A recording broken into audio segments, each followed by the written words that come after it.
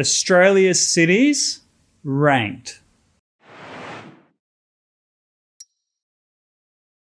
Hello, welcome to Dangerous Policy, a channel aimed at intelligent people wanting to discuss important issues facing life and society. My name is Crispin, and today we are going to rank Australian cities from worst to best.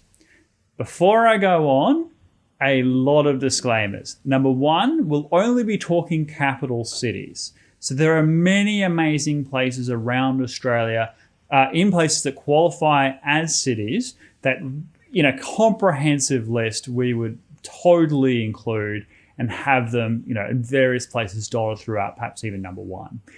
Also, each of these cities are amazing in their own right if you're looking at the international stages. Every Australian city, I think, ranks, and I think this is true, ranks in the top 20 most livable cities in the world. Australia is an extraordinary place, and if you pick up a dart and throw it and you find whatever the closest city is, you're not going to do too badly on a trip to Australia, okay? Every one of these cities has amazing things to offer, both to visit and to live permanently, especially as compared with much of the rest of the world.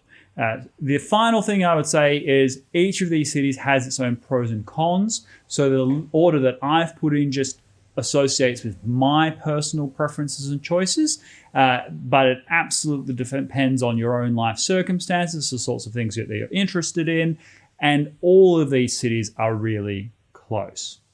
That said, coming in last is Darwin.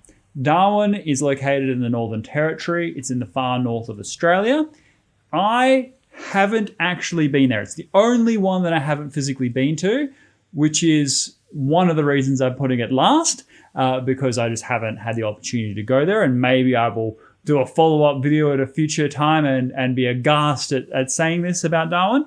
But nevertheless, it's an amazing capital in a wonderfully rich natural environment. You've got the Northern Territory, Kakadu National Park, so many natural parks around Darwin. So if you like the outback, so to speak, Darwin is a good base of operations. You can also go to Southeast Asia from Darwin. It's much closer than some other parts of the continent, but it has some big drawbacks as well.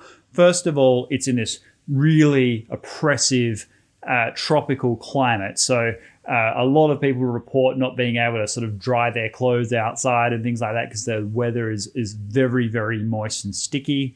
The whole of the Northern Territory has a very small population. So Darwin is a very small place, very isolated, and this has its own culture. You can be prone to all the sort of the tropical malaise of mosquitoes and things like that. But otherwise, it's I'm sure if you're into that sort of thing, that could be your preferred place. Coming in next is Adelaide.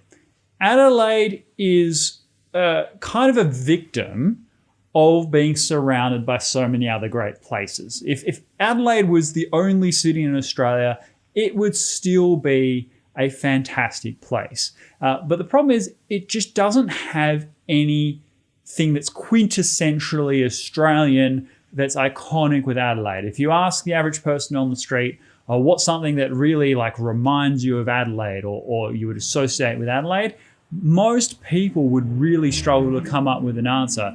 The only thing that I think most people know is that it has the highest proportion of churches per city block of any city in Australia, but the city itself is exceptionally flat. So if you like bike riding and you don't want to go up and down hills, very good for that, but it's exceptionally flat, relatively small to some of the surrounding capital cities.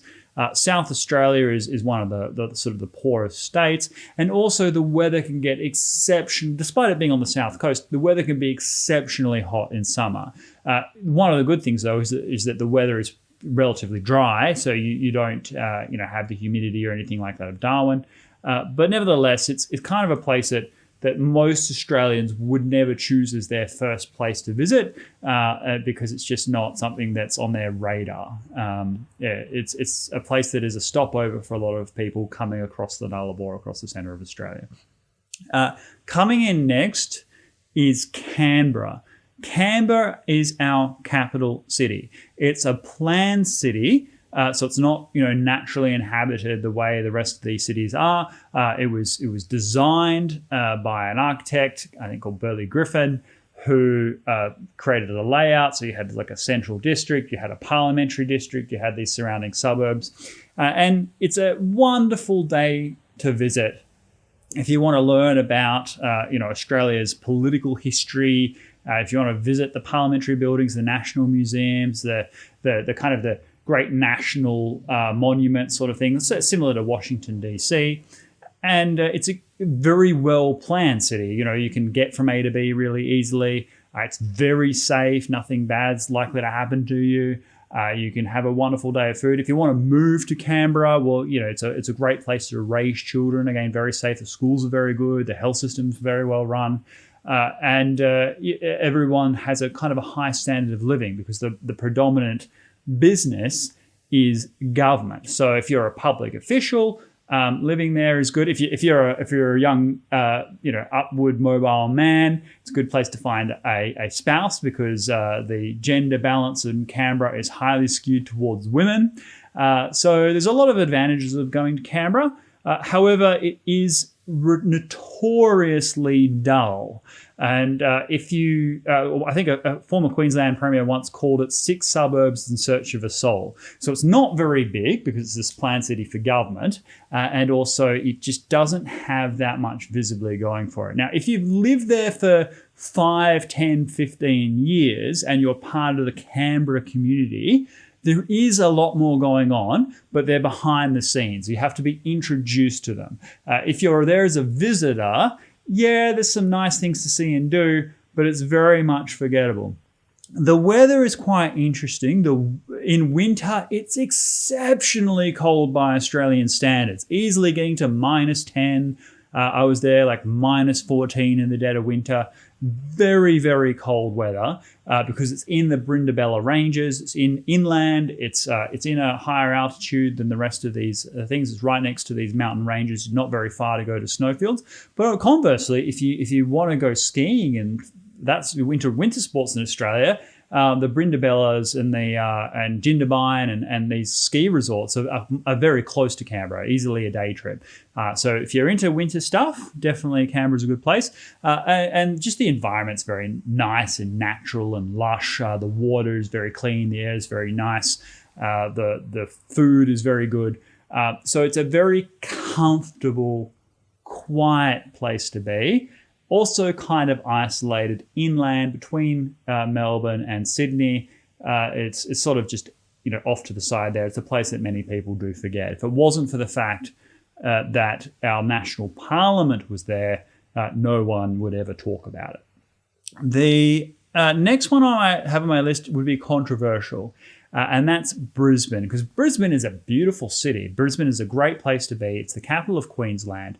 And I don't have anything negative really to say about it. It has great restaurants, great, life, great sort of summer parties. There's a lot of things to do in Brisbane all of the time. Because it's on sort of the east coast line of the major capital cities, it still gets all of the great shows and tours and things that are coming through. So a great place to be.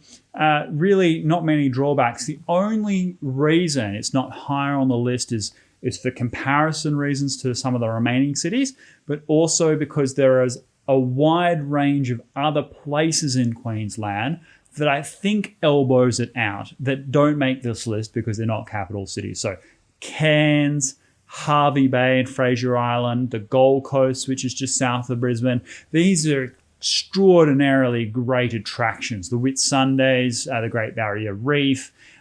Queensland is a remarkable bit of real estate. And Brisbane just kind of looks boring-ish in comparison to some of these other great places you can go and spend time in Queensland. So if you're there for a visit, you'll arrive in Brisbane, you'll have a wonderful day or two sort of walking around, but then when you leave Brisbane, you probably won't miss it that much because there are so many other things to see and do. But if you like, subtropical weather, it's a bit warm in summer, but it's not oppressively warm. It's a bit humid, but not, oppressively humid. If you like that kind of mix, good place to be. Next on the list, again controversial, because many people there will say it's the best, is Sydney. Sydney is, of course, an iconic world city, the largest city in Australia, the first sort of colony of Australia, Botany Bay, and endless stuff going on there all of the time. The harbour is just the most beautiful panorama in the country. There is so many different forms of entertainment, of world tours, of things to do. You could never be bored in Sydney. There's so much life going on. The problem with Sydney is that it's a place that you can enjoy it if you have money. It's so expensive. And if you're not of the extreme elite affluence and living right there, in the Sydney Harbour or in the Darling Harbour area, like you are going to have a really difficult time day to day just dealing with the public transportation system. The roads are completely chaos. They make no sense. The freeways are absolutely chockers all of the time. If you're trying to drive in from Parramatta to the CBD, it's just a stressful nightmare. Like things that should take a short period of time take hours and hours and hours. But that said, Sydney has a lot going for it. Like the Taronga Zoo is a really great place. Going a couple of hours out up to the Blue Mountains, absolutely gorgeous. Go to Katoomba, Blackheath, beautiful places, and it's like 2.5 hours on the train. Really great things to go and see in the natural environment. So for a massive, great city, there's a lot of things that are relatively close for a natural environment. But again, very expensive, very chaotic. And for Australia, which is sort of a laid-back kind of mentality, dense population, pressure cooker place, and the weather itself can be kind of sticky as well, given its location. So amazing city of the world, definitely better than most cities around the world, and better than a lot of cities on this list. But that's something that'll be obvious to you. Money just disappears in Sydney. The next one on the list, I am going to say, is Hobart. Tasmania is one of the undiscovered, stunning beauties of the entire world. One day, Tasmania will be discovered and it'll be destroyed. So get in there before it happens, because it's just one of the wonders of the world. Really surprised me before I went to Hobart just how amazing it is. The beauty of these mountains just overlooking the city, the wonderful Southern Ocean harbour, the Darwin River that goes all. It's just picturesque beyond belief. All the food, the people, everyone is absolutely wonderful. You drive out, it's just gorgeous. To move there, it's gotten a lot more expensive in the last few years, but still, quite affordable by Australian standards. And it's another place that's really great to live if you have a good job. Okay, if you're unemployed there, because the unemployment rate's a little bit higher, the standard of living is a little bit lower, it can be really tough for people to get by in Tasmania if they don't have a lot of good connections and opportunities. But if you are someone who has a lot of professional skills and you want to locate somewhere where you can just have the best lifestyle in the entire history of the world, Tasmania's got to be high up there on your list, because it's undiscovered. It's a beautiful part of Australia. It's quite different in terms of geography to the rest of Australia. Another thing about Hobart is that there are so many different climates across Tasmania. You can have everything on this island, everything from sort of inland desert to Tarkine rainforest to white sandy beaches in the Bay of Fires. It's all there within a couple of hours drive from Hobart. And of course, the natural wildlife is world renowned as well. Tassie devils and spotted animals and all of the sort of things. A great place to be. And then next on the list, which was a tie for first. There's two cities that are so different, and yet I think tie for number one. Now, there's going to be no flame war on this video greater than this, what I'm about to say, because everyone is going to have a strong opinion about this. but they're wildly different places. And while I put them both at number one, because I can't tell which one's better, I like them for different reasons, I can totally get why people would have a strong view, okay? And that is I put Perth and Melbourne as equal first, okay? Melbourne, because it is a grand city of the world, it's almost the same size as Sydney and just as famous. It's a far better planning of the city layout. It's a nice simple grid system. It's much harder to get lost in Melbourne than it is in Sydney. Melbourne has wonderful, world-famous nightlife, the best coffee in the world, all this kind of cool bohemian hipster things going on everywhere, lots of culture, lots of performances, a lot of writers and actors and things like that come out of Melbourne theatres. Melbourne just has a lot of bubbling things going on, great character. You've got the Yarra River, all of this sort of stuff that's really, really nice, beautiful city, picturesque. Problems with Melbourne is that it's gone through a bit of I wouldn't say a downward spiral, but like it's drifted, I think, in the last few years. I think up until the mid-90s, Melbourne was a really happening place. And I think it's starting to stagnate a bit. Its infrastructure is getting a bit overused. Its public transportation system a bit too demanded. And the economy is kind of faltering a bit there. So Melbourne is drifting a bit right now, but still gorgeous city, 24-hour experience. And another big problem with Melbourne is the weather. I mean, it's the most famous thing about it. It's also a big problem with Hobart, I should have said. Hobart weather is incredibly unpredictable. Melbourne weather is predictably unpredictable. It's a beautiful day outside. Geez, I better bring my umbrella, right? It would be 4 seasons in one day, every day in Melbourne. You can never really rely on it. But otherwise, a wonderful place to be, interesting people, a lot of intellectual character, a lot of visual things to amaze. And obviously, if you come to Australia, you do need to go to Melbourne. Perth is the most underrated of all cities in Australia, by far. And that's because Perth has come a long way. Perth sort of 10, 15, 20 years ago was like a big country town. It was sort of this mining town because it's on the far west coast of Australia, so way more isolated than the other cities, most isolated major city in the world. And it has a mining economy, so digging a lot of iron ore and other minerals and gold and stuff out of the ground and shipping it overseas. So it had a kind of a miner's big town mentality for a lot of those years. But in the last 20 years, Perth has transformed. The mining booms, the rise of Asia has integrated Perth in the rest of the world that no one could have ever thought possible. I think Perth is the most dynamic of Australia's cities at the moment. It's on the same time zone as Tokyo, Beijing, Shanghai, Singapore, Jakarta. People in Perth, they don't travel over east very much. What they do is they travel to Asia and other places for their holidays. So Perth has very much its own culture. But also it combines that with, I think, the best weather of any city in Australia. It has a couple of months in summer which can be really hot, but the rest of it's just beautiful.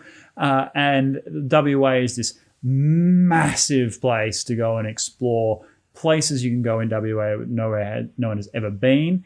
And Perth is just the perfect mix of everything you would like about a city, i.e., all the facilities, the wonderful Swan River, lots of things to do. And not many of the drawbacks. So it's still kind of got a clean sort of picturesque feel about it. Wonderfully there on the Indian Ocean, wonderful beaches. Big drawbacks of Perth though, big drawbacks. One, it hasn't quite shaken off its country town mentality, particularly when it comes to trading hours. A city of its size and dynamism, getting stuff 24 hours is nigh on impossible. If you want to go, out for a wonderful dinner with friends in the middle of the night, you're going to McDonald's, right? Like there isn't anything else. Everything seems to shut down at a certain time unless it's Friday, Saturday night. And even there, it's in certain places. And those places aren't necessarily the funnest places to be. So in terms of nightlife, Perth really lets itself down. And in terms of just the sheer what it could be, given its size and volume, it hasn't realised its potential. It's still got a few hang-ups with its sort of corporate mining feel, which still is the engine of that economy. But it's the fastest growing city in Australia still. WA is the only economy during this pandemic period that continued to grow. So it's got a lot of things going for it. It still has a lot of promise. But yeah, it does have a sort of a sleepy feel, which it doesn't need. It could really do without. But if you want a place that's very safe, a wonderful place to raise a family or whatever, you want to move to Australia permanently, you might not have considered Perth unless you're in the mining sort of sector, but you really don't skip over it. Make sure you come and visit Perth as you're doing your trip around Australia, because there's a lot to it, a lot in the southwest, a lot in the far north, and you might actually be really, really surprised. So that's my ranking of worst cities to best. Again, they're all amazing. Like, I could live in any one of them. I have lived in a lot of them. I've never been disappointed with any of them. There's just a lot of pros and cons. We're really talking here at the margins.